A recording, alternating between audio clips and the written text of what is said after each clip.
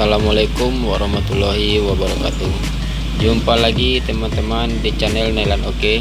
Kali ini bahan kita Samsung J1 Mini atau J106 ganti touchscreen. Oke teman-teman, langsung saja kita eksekusi.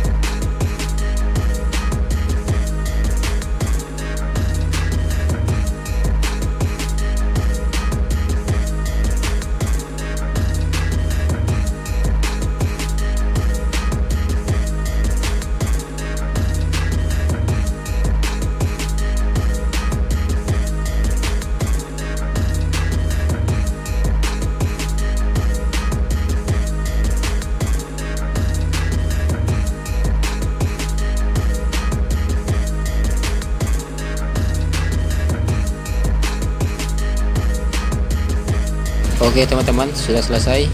Dukung terus channel saya teman-teman dengan menekan tombol subscribe di bawah dan notifikasi loncengnya jangan lupa. Semoga channel ini tetap berkembang dan bermanfaat. Sampai jumpa teman-teman di video saya selanjutnya. Assalamualaikum warahmatullahi wabarakatuh.